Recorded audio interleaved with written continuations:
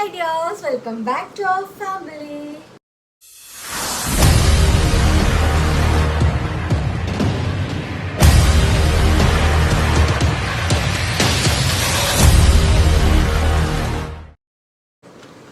അപ്പം ഇന്നത്തെ നമ്മുടെ വ്ലോഗ് എന്താണെന്ന് വെച്ച് കഴിഞ്ഞാൽ പള്ളിയിൽ പോവാം. നമ്മുടെ വീടിൻ്റെ അടുത്ത് പള്ളിയിൽ പെരുന്നാളായിരുന്നു. മെയ് 1 ഇപ്പം മെയ് 20 പക്ഷേ സാധനങ്ങൾ കാര്യങ്ങളൊക്കെ ഉണ്ട്. ഇപ്പം രാത്രി 8 മണി ആയി കേട്ടോ. അപ്പം കുറച്ച് സാധനങ്ങൾ മേടിക്കണം, പിന്നെ പള്ളിയിലൊന്ന് കയറണം. അടയ്ക്കുമല്ലോ, കുരിശടി അടയ്ക്കൂല, പള്ളി അടയ്ക്കുമായിരിക്കും. പള്ളി 8 മണി വരെ ഉള്ളൂ. ഇതിനെ കാണാൻ പറ്റുന്നില്ല. ഞാനേ എൻ്റെ ഹൈറ്റ് അനുസരിച്ച് അഡ്ജസ്റ്റ് ചെയ്ത് വെച്ചേക്കുന്നു കിട്ടും.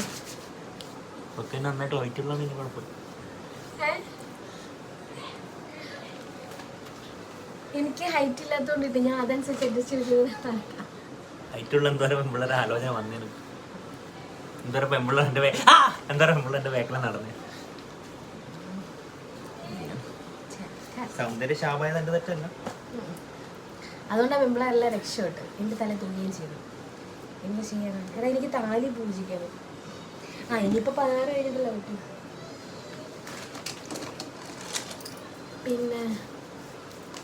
പിന്നെന്തുട്ടാണ് അപ്പോൾ നമ്മൾ പള്ളിയിൽ പോകാൻ വേണ്ടിയിട്ട് റെഡി ആവുക.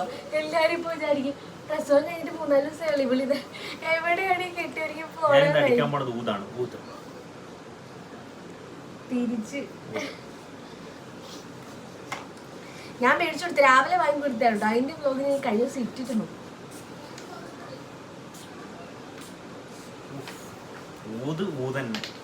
എനിക്ക് ഈ സാധനം അലർജി, പെർഫ്യൂം അലർജിയാണ്.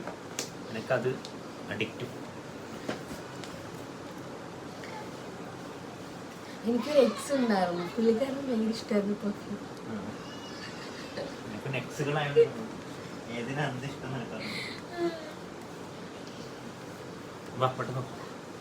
പോകണോ? ഇങ്ങോട്ട് കൊണ്ടുവന്നില്ല. ഇവരിപ്പോ പുറത്തു പോയിട്ട് വന്നതേ ഉള്ളൂ. ഇപ്പൊ എല്ലാരും വിചാരിക്കണ്ടാവും ഞാൻ ഈ ഒരുങ്ങിക്കിട്ടി പോകേണ്ട കാര്യമുണ്ടോ. ഇന്നും കൂടെ ഗോകുലുള്ളൂ. ഗോകുൽ എടാ നീ നാളെ പോവുക, അടുത്ത ആഴ്ച തിരിച്ചു വരും. കുഞ്ഞു ബേബിനെ കൊണ്ടുപോകണില്ല, നല്ല മഴയുണ്ട്, അതുകൊണ്ട് കുഞ്ഞു ബേബിനെ കൊണ്ടുപോകണില്ല. അമ്മമ്മേനെ ഏൽപ്പിച്ചിട്ട് പോകാൻ. പക്ഷെ പാല് കൊടുത്ത് ഉറക്കിയിട്ടായിരുന്നു ഇങ്ങോട്ടേക്ക് വന്നത്. പെട്ടെന്ന് ഇനി വരും കേട്ടോ. തോനെ താമസം എനിക്ക് പറ്റത്തില്ല അധികം നിൽക്കാൻ വേണ്ടിയിട്ട്. സോ എനിക്ക് പള്ളിയിൽ കയറണം. അതിനാണ് ഞാൻ മെയിനായിട്ട് പോണത്. പോയി നന്ദി പറഞ്ഞിട്ട് പോരട്ടെ. എല്ലാത്തിനും കൂടെ നിന്ന് ഓരോരോ വിശ്വാസങ്ങളല്ലേ. എൻ്റെ വിശ്വാസം ഇപ്പം ഇങ്ങനെയൊക്കെയാണ് കേട്ടോ. നമുക്ക് ഓരോരോ ആവശ്യങ്ങളും ഓരോ കാര്യങ്ങളൊക്കെ വരുമ്പോഴാണല്ലോ നമ്മൾ ഓരോ കാര്യങ്ങളിൽ വിശ്വസിച്ച് പോകുന്നത്.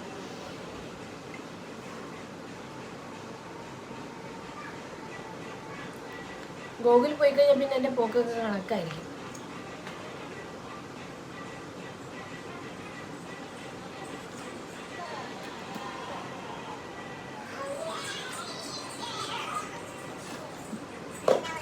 പ്രത്യേകിച്ച് മേക്കപ്പിനൊന്നും കഴിയുന്നില്ല.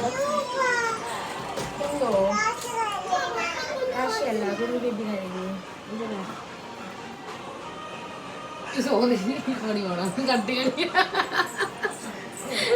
ഞാൻ എപ്പോൾ വീഡിയോ എടുത്താലും അതിന് ഇടയ്ക്ക് വരും. എന്നിട്ട് വരുമ്പോൾ അത് കെട്ടിയതാണ്. ആരോ എനിക്ക് കമൻറ്റ് ഇട്ടായിരുന്നു കേട്ടോ. എനിക്കൊന്ന് Q&Aക്കകത്താണെന്ന് തോന്നിട്ടത്. അത് എൻ്റെ സ്വന്തം ചേട്ടനല്ലാന്ന് പറയുന്നല്ലോ. വല്യമ്മച്ചിയുടെ മോനല്ലേ, പിന്നെ അവരൊക്കെ എന്താ ഒരുമിച്ച് നിൽക്കുന്നത്, ജോയിൻറ്റ് ഫാമിലി ആണോ എന്നൊക്കെ ചോദിച്ചുകൊണ്ട് ഒരുപാട് കമൻറ്റ്സ് വന്നിട്ടുണ്ടായിരുന്നു. പറഞ്ഞുതരാം.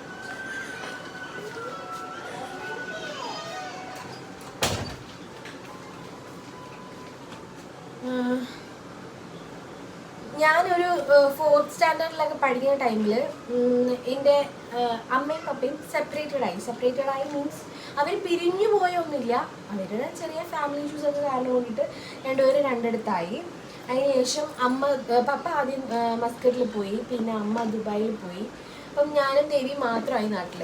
അപ്പം ഞങ്ങളെ നോക്കാനായിട്ട് അമ്മയുടെ ചേച്ചീനെയും അമ്മയുടെ അമ്മേനെയും ഏൽപ്പിച്ചു.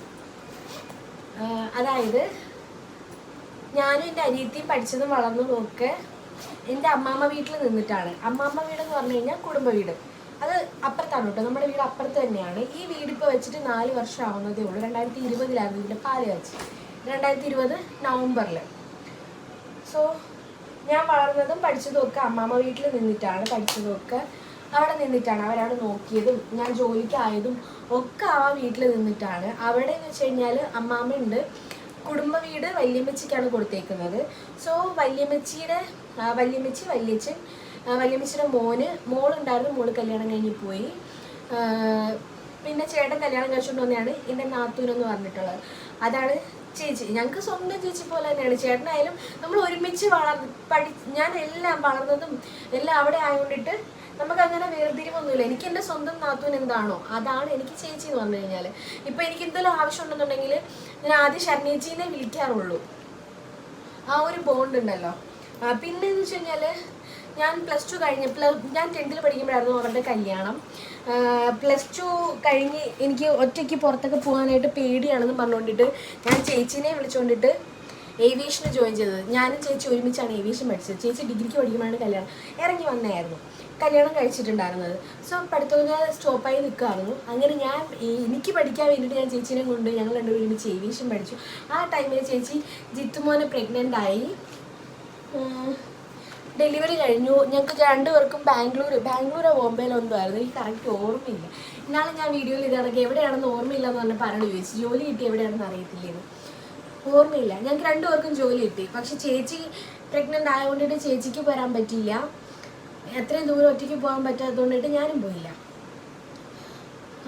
പിന്നെ ഞാൻ തന്നെ ജോലിക്ക് പോയി.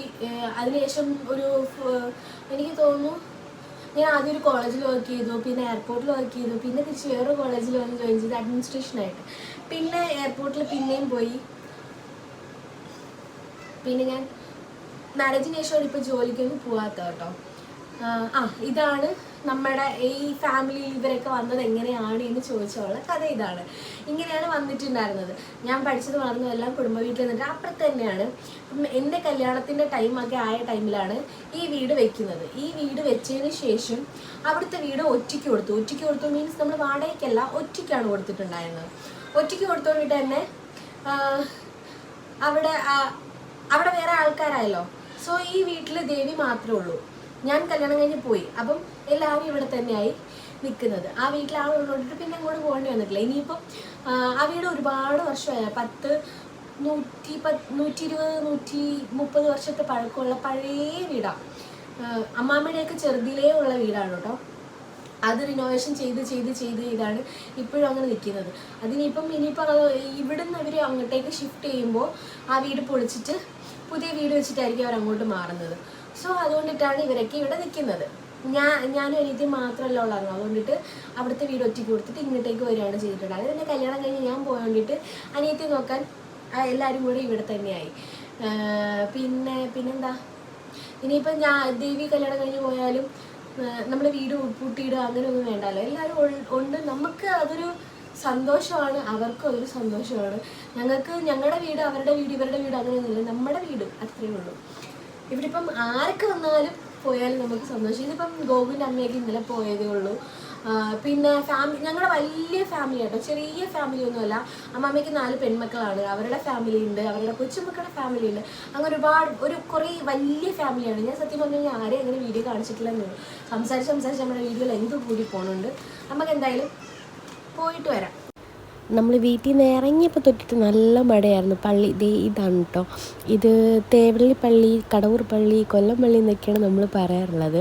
അപ്പോൾ എന്തായാലും അവിടെ എത്തിയപ്പോഴത്തേനും 9-10 മണി 9 ആവാറായിട്ടുണ്ടായിരുന്നു. സോ ഷോപ്പുകളെല്ലാം ക്ലോസ്ഡ് ആയിട്ടുണ്ട്. ഈ സൺഡേ വരെ ഷോപ്പുകളൊക്കെ ഉള്ളൂ എന്നാണ് പറഞ്ഞിട്ടുള്ളത്. ഞാൻ വന്നത് മെയിനായിട്ട് ഈ ചെറിയ കടയിലാണ് കേട്ടോ. ഇവിടുത്തെ കുറേ പാത്രങ്ങളും അതുപോലെ ഗ്ലാസ്സുകളൊക്കെ അത്യാവശ്യം നല്ല ലാഭത്തിന് മേടിക്കാൻ കിട്ടും. അങ്ങനെയാണ്, അതിന് വേണ്ടിയിട്ടാണ് മെയിനായിട്ട് ഞാൻ വന്നിട്ടുണ്ടായിരുന്നത്. അപ്പോഴത്തേനും നല്ല മഴ എന്നുകൊണ്ട് ഒരു രക്ഷയില്ലാത്ത മഴ, നമുക്ക് അങ്ങോട്ടും ഇങ്ങോട്ടും ഇറങ്ങാൻ പറ്റാത്തടക്കുള്ള മഴയായിരുന്നു. പിള്ളേരെയും കൊണ്ടിട്ട് വന്നുകൊണ്ടിട്ട് കുറച്ച് വലഞ്ഞും പോയി. ഞാൻ നമ്മുടെ കുഞ്ഞു ബേബീനെ മാത്രമേ ഉള്ളൂ കൊണ്ടുവരാതെ ഉള്ളത്. കാശി ബേബീനെയും ജാനിമോളെയും ജിത്തുമോനെയും ഒക്കെ കൊണ്ടുവന്നിട്ടുണ്ടായിരുന്നു. മഴയത്ത് ആകെ വലച്ചിലായിരുന്നു കേട്ടോ. ഞാൻ പറഞ്ഞില്ലേ, ഇതാണ് ഐറ്റംസ്. ഈ വാരിക്കൂട്ടിയിട്ടേക്കുന്നൊക്കെ അത്യാവശ്യം നല്ല ലാഭത്തിന് മേടിക്കാൻ കിട്ടും. അങ്ങനെ ഞാൻ കുറേ ഐറ്റംസ് മേടിക്കുകയും ചെയ്തു. അപ്പോൾ നമ്മൾ പള്ളിയിൽ പോകാനായിട്ട് ഇറങ്ങിയാണ്. പള്ളിയിൽ പോയി ചെന്നപ്പത്തിന് ഭയങ്കര മഴ എന്ന് പറഞ്ഞൊരു രക്ഷയില്ലാത്ത മഴ. പക്ഷേ ഞങ്ങൾ സാധനം വാങ്ങാൻ ഉദ്ദേശിച്ച് എനിക്ക് കുറച്ച് ഗ്ലാസ്സുകളൊക്കെ മേടിക്കണമായിരുന്നു. അതിനാണ് ഇറങ്ങിയത്. അതൊക്കെ മേടിച്ചു. പിന്നെ വേറെ ഒന്നും മേടിക്കാൻ പറ്റിയില്ല. നല്ല മഴയില്ല, ഒരു രക്ഷയില്ലാത്ത മഴയായിരുന്നു. മഴ പെയ്തുകൊണ്ടിരിക്കുകയാണ് പുറത്ത്.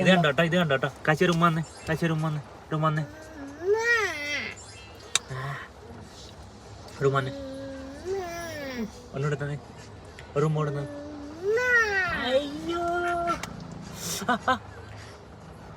കിട്ടി കടിക്കുന്നത്. ഉമ്മ നന്നേരം ഇല്ലാണ്ടായി പോയല്ലോ. മുടി പിടിച്ചു വെച്ചിട്ട് കടിക്കുക. ഇങ്ങോട്ട് വാടാ കടിക്കട്ടെ. അവനിപ്പോ അവന്റെ പപ്പയും മതി, നമ്മളൊന്നും വേണ്ട കേട്ടോ. നമ്മളൊന്നും വേണ്ട. ഇനിയിപ്പോ നാളെ കുറിച്ച് പോകുമ്പോ എന്താവുന്നൊരു പിടുത്തമില്ല. ഡെലിവറിയുടെ അന്ന് എന്നെ ലേബർ റൂമിൽ കയറ്റിയതിന് ശേഷമാണ് ഈ കൊച്ച് വന്നിട്ടുണ്ടായിരുന്നത്. ഈ കൊച്ചിനെ കണ്ടോണ്ടേ അവ ഓടിയങ്ങ് ചെന്നെന്ന്. എന്ന് വെച്ചാൽ ഇത്രയും ദിവസത്തെ ഗ്യാപ്പ് ഉണ്ടായിരുന്നെങ്കിൽ കൂടിയിട്ടും അങ്ങനെ മറന്നു പോകത്തില്ല. എല്ലാ ദിവസവും വീഡിയോ കോളിൽ കാണുന്നുണ്ടിട്ട് അങ്ങനെ മറക്കത്തൊന്നുമില്ല. അവരെന്നും വിളിച്ച് സംസാരമാണ് കേട്ടോ. കാശിയാണെങ്കിൽ ഫോണിൽ അവൻ്റെ കയ്യിൽ ഫോൺ കിട്ടിക്കഴിഞ്ഞാൽ അവൻ പപ്പ എന്ന് പറഞ്ഞുകൊണ്ട് നടക്കുന്നത്. വിളിച്ചില്ലെങ്കിൽ കൂടിയിട്ട് പപ്പ എന്ന് പറഞ്ഞുകൊണ്ട് നടക്കുന്നത്. സോ അതുകൊണ്ടിട്ടായിരിക്കും അവരേ ഉള്ളു പപ്പയും മോനും. ഞാനും കുഞ്ഞു ബേബിയും ഔട്ടാ. അവർ രണ്ടുപേരുമാണ് ഇപ്പം അവരുടെ ലോകമാണ്. ഇപ്പം നമ്മൾ ചിന്നക്കടയിൽ വന്നാണ് ജ്യൂസ് കുടിക്കാൻ വന്ന്. മഴയത്ത് ജ്യൂസ്. എടേ മഴയും ജ്യൂസും എന്ത് വൃത്തിയായിട്ട കോമ്പിനേഷൻ ആണല്ലേ. എനിക്ക് കോഫിയാണ് മഴയത്ത് ഇഷ്ടം. ഒരു കോഫിയും കൂടി കുടിക്കാൻ പോലെ ദേവി.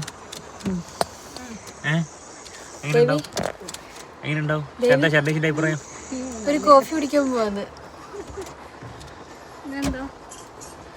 ഞാൻ റെഡിയാണ്. ഇവര് വൈകുന്നേരം എവിടെയാണ് മോഹനൻ ചേട്ടന്റെ അവിടെയാ? മോഹനൻ ചേട്ടന്റെ കടയിൽ നിന്ന് പറഞ്ഞിട്ടൊരു കടയുണ്ട്. എവിടെയാണ്? അയത്തിൽ അവിടെ പോയി പൊറോട്ടയും ബീഫും ഒക്കെ മേടിച്ചിട്ട് കഴിച്ചിട്ടാണ് ഇരിക്കുന്നത്. വയറ് നിറഞ്ഞിരിക്കുകയാണ്. അതാണ് ദേവിക്ക് അനക്കമില്ലാതിരിക്കുന്നല്ലേ ദേവി? അത് ശരിയാ. ഇവിടെ ഒരു ബർഗർ പറഞ്ഞിട്ടുണ്ട് ദേവി കടയുടെ ഫ്രണ്ടിലാണ്. ഒരു മാംഗോ ജ്യൂസ് വിത്തൗട്ട് ഷുഗർ, ഒരു ബർഗർ ഡയറ്റ്. അതുകൊണ്ട് ഞാൻ അങ്ങനെ വരുമ്പോഴേ അമ്മ പറഞ്ഞ ഇപ്പം ദേവിക്ക് സുഖമായല്ലോ. പോകുന്നുണ്ട്. പിന്നെ ഇവിടെ അടുത്ത് ഇതിന്റെ തൊട്ടപ്പുറത്ത് ചിന്നക്കടയിൽ പ്രതീക്ഷ എന്ന് പറഞ്ഞൊരു തട്ടുകടയുണ്ട്. ഞങ്ങൾ സ്ഥിരം അവിടെ പോയിട്ട് തട്ടാറുള്ളതാ. ഗോകുല് പോയതിന് ശേഷം ചേച്ചി അവിടെ നിപ്പുണ്ട്. ഞാൻ വിളിക്കട്ടെ, ഒരു മിനിറ്റ് പറയാം. ചേച്ചി വിളിക്കട്ടെ. ഇവിടെ ജ്യൂസ് വന്നു ഗൈസ്. ഞാനൊരു മാംഗോ ജ്യൂസ് പറഞ്ഞു കുടിക്കുന്നുണ്ട് കേട്ടോ. താന്ന് വന്ന് പോകുന്നുണ്ട്. അല്ല കുടിക്കുന്നുണ്ട്. മതിയോ?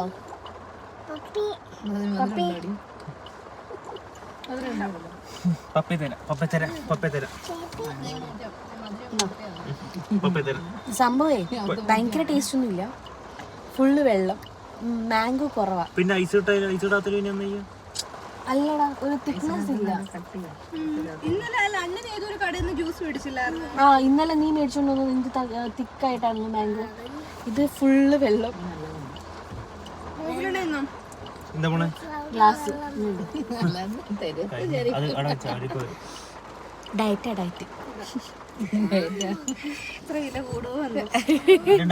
പിള്ളേർക്കൊക്കെ ഒന്ന് പറഞ്ഞു കൊടുക്കണേ. അതാ. പക്ഷെ അവക്ക് അങ്ങനെ വെയിറ്റ് ഇല്ലല്ലോ. നിനക്ക് എത്ര കിലോ ഉണ്ട് ദേവി? 51 കിലോ. 90 കിലുള്ള ആനന്ദ് വരെ ഡയറ്റ് എടുക്കുന്നില്ല. പിന്നെ 90 ഉണ്ടാവും. പോടാ. നീ വരുമ്പോ 70 സംതിങ് ആയിരുന്നു. പിന്നെ നമ്മുടെ കടയിലെ കുട്ടിയാണ് കേട്ടോ. അവന് കഴിച്ചു വേണ്ട ഇപ്പൊ മേടിക്കാൻ ചേച്ചി. എന്താടാ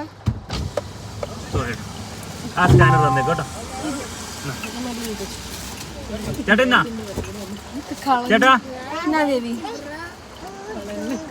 ആ സ്കാനർ എന്നാ ഗ്ലാസിന്റെ അകത്തിട്ടാലും നീ ശരിയെ പറ്റാറ്റ. നമ്മളെ വീട്ടിൽ വന്നു.